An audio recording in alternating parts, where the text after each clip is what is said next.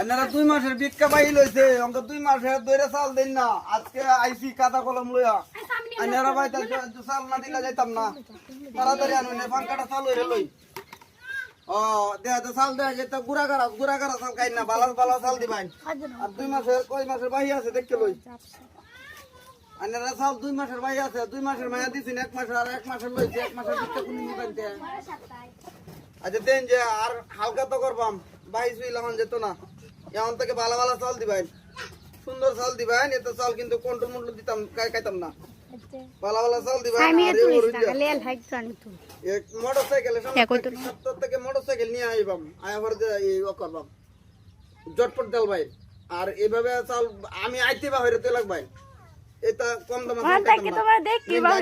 কালকে ও করেন যে সমস্যা নাই আমি যাইতেছি গা